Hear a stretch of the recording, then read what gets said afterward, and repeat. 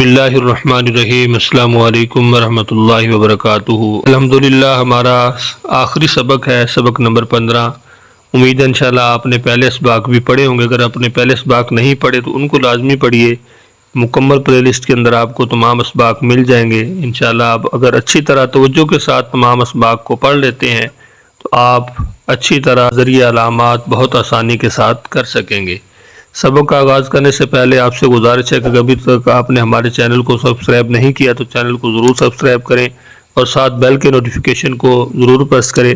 اور جتنے بھی اسباق ہوئے ہیں ان اسباق میں سے اگر کسی بھائی کو کسی بہن کو سمجھ نہیں آ رہی کوئی چیز تو وہ کمنٹس کے اندر پوچھ سکتا ہے، انشاءاللہ میں کوشش کروں گا کہ اس کی رہنمائی کی جائے۔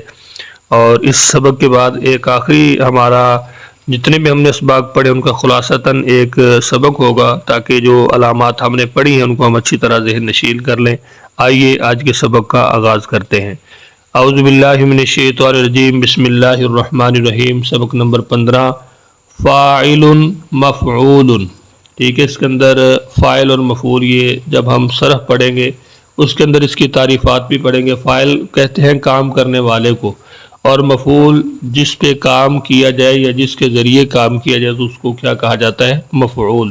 تو یہ سبق کے اندر یہ دو چیزیں ہم پڑھیں گے، پہلے نمبر پر فاعل ہے، دوسرے نمبر پر مفعول ہے۔ پھر میم کا جو پیش ہے اس کے اندر دو چیزیں ہیں، ہم نے یہ سمجھنی ہے کہ میم کے پیش کے بعد اگر زبر ہو تو پھر کیا معنی ہوگا، اگر زیر ہو تو پھر کیا معنی ہوگا۔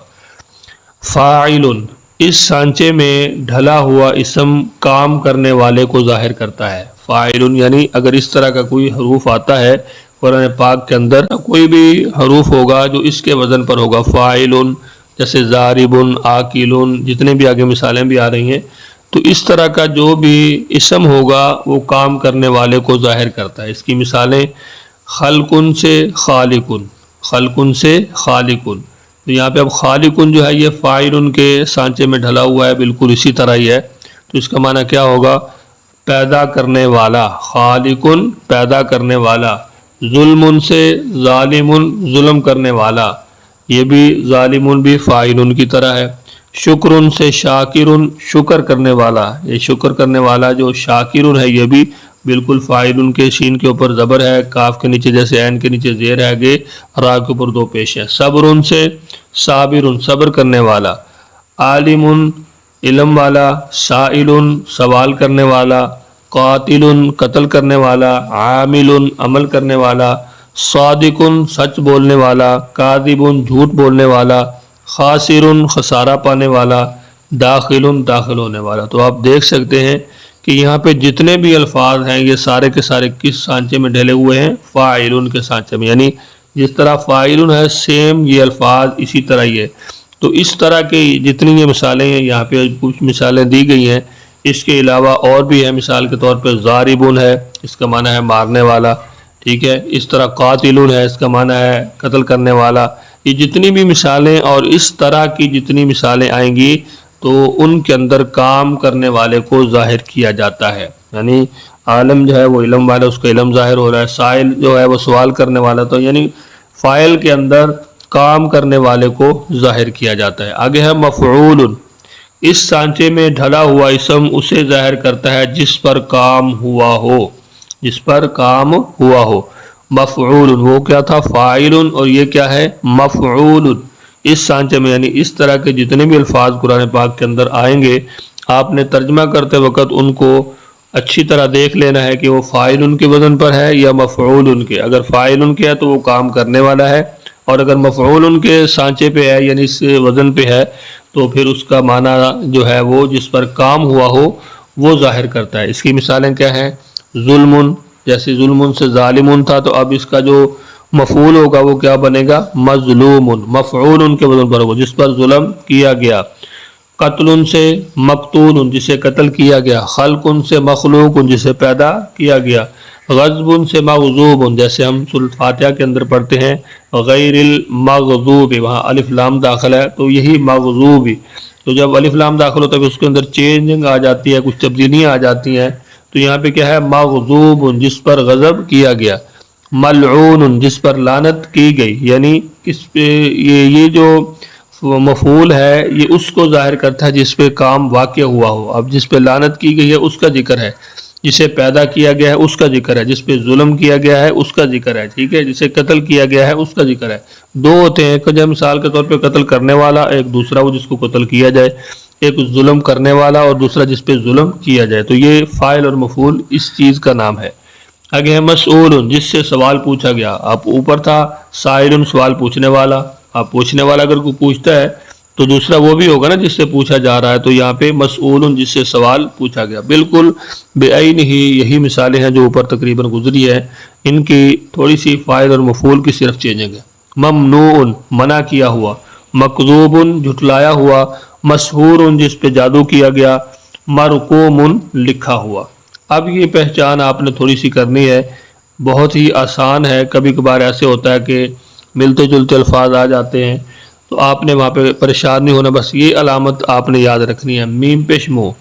اس علامت کے استعمال ہونے کی دو صورتیں ہیں جو ہم نے اوپر پڑھی تھی نا، ایک یہ میم ہے اور دوسری میم جو ہے وہ دو بریکٹ کے اندر ہے، اس کے بارے میں بھی پڑھتے ہیں. لیکن آپ اس کو پہلے سمجھیے کہ میم پیش مو اس علامت کے استعمال ہونے کی دو صورتیں ہیں، ہر ایک کی وضاحت درج ذیل ہے. پہلی صورت کیا ہے کہ اگر اسم کے شروع میں پیش والا میم یہ ہو، جس طرح بریکٹ میں آپ نے دیکھا ہے کہ اگر کسی اسم کے شروع میں پیش والا میم ہو اور آخری حرف سے پہلے حرف پر زیر ہو.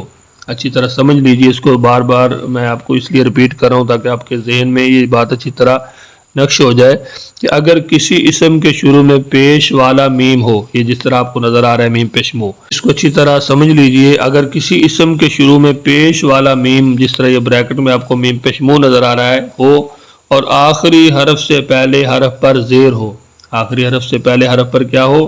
زبر نہیں بلکہ زیر ہو، تو ایسا اسم بھی کام کرنے والے کو ظاہر کرتا ہے.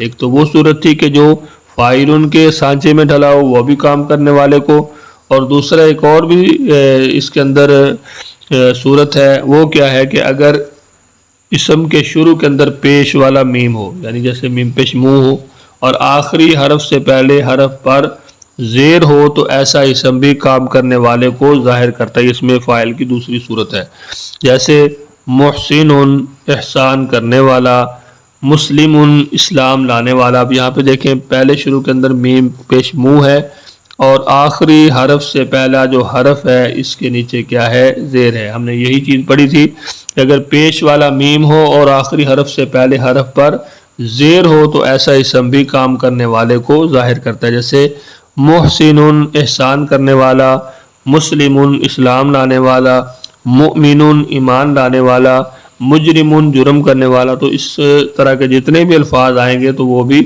کام کرنے والے جو اسم فاعل ہے اس کو ظاہر کرتے ہیں. تو یہاں پہ آپ دیکھ سکتے ہیں کہ میم ہے شروع کے اندر اور آخری حرف سے پہلے حرف کے نیچے زیر ہے، تو یہ کیا معنی ظاہر کرے گا؟ کام کرنے والے کو ظاہر کرتا ہے. ٹھیک ہے. مجاہد جہاد کرنے والا، منافق نفاق کرنے والا، مفسد فساد کرنے والا، مصلح اصلاح کرنے والا، مؤذن اذان دینے والا، مشرک شرک کرنے والا، مفلح فلاح پانے والا، مجرم جرم کرنے والا. جتنے بھی الفاظ ہیں ان کے شروع کے اندر میم پیش مو ہے اور آخری حرف سے پہلے یہ آپ دیکھ سکتے ہیں زیر ہے تمام حروف کے اندر.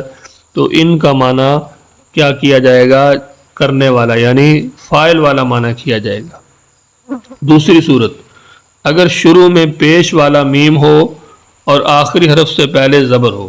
اب یہ تھوڑا سا فرق ہے، پہلا زیر ہے، اگر وہ زیر ہے تو اس میں فاعل یعنی کام کرنے والے کو ظاہر کرے گا. اگر اس سے پہلے زبر ہو تو ایسا اسم ایسی ذات پر دلالت کرتا ہے جس پر کام ہوا ہو. پیچھے ہم نے مفعول پڑھا تھا کہ جو مفعول ان کے وزن پر ہو وہ ظاہر کرے گا جس پہ کام واقع ہوا ہے.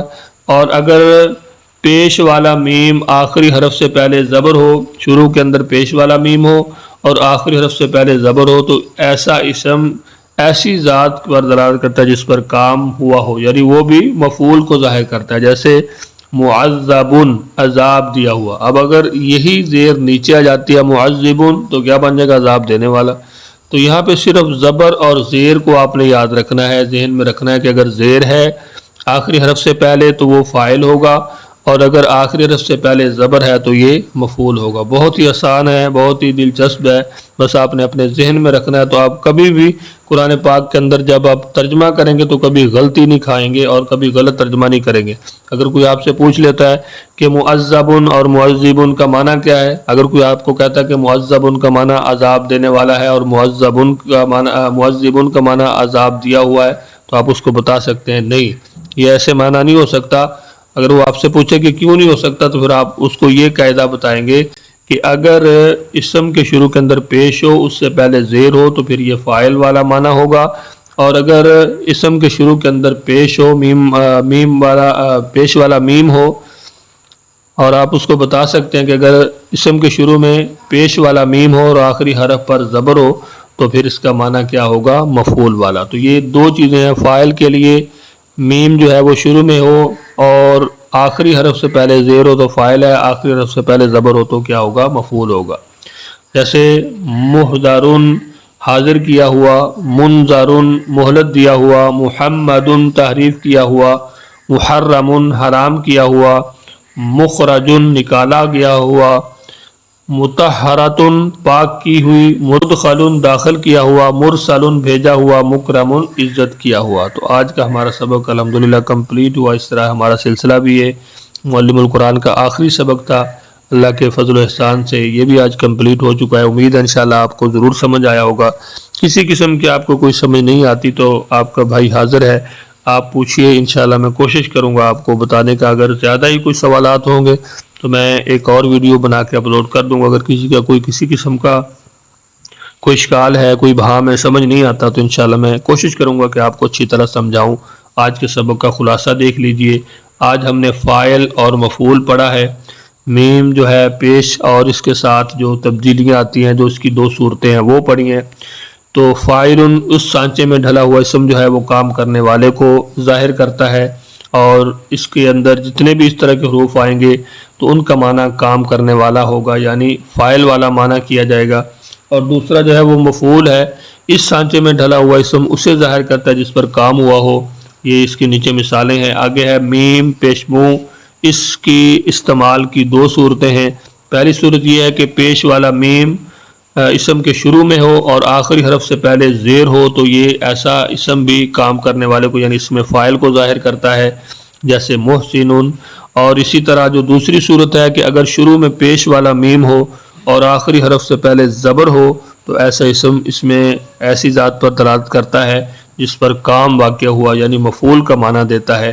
تو یہ دو چیزیں آپ نے یاد رکھنی ہے، پیش والا میم اس کے بعد زیر ہے تو فاعل ہے، زبر ہے تو مفعول ہے۔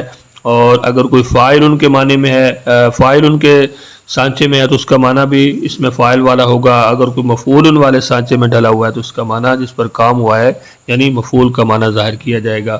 اللہ تعالیٰ کا لاکھ لاکھ شکر ہے، الحمدللہ اللہ کے فضل و احسان سے آج ہمارا یہ سلسلہ کمپلیٹ ہوا۔ انشاءاللہ ایک مکمل اس کی جتنی بھی علامات ہم نے پڑھی ہیں اس کی ایک ویڈیو میں کوشش کروں گا، بناؤں گا، تاکہ تمام تر جتنی بھی علامات ہم نے پہلے سیکھی ہیں وہ ایک ہی ویڈیو کے اندر ہم اچھی طرح ان کو ذہن نشین کر لیں۔ میرے لیے دعا کیجیے گا، اپنا بہت سارا خیال رکھیے، مجھے اپنی دعاؤں میں یاد رکھیے۔ ملتے ہیں نیکسٹ سلسلے کے اندر، تب تک کے لیے اللہ حافظ۔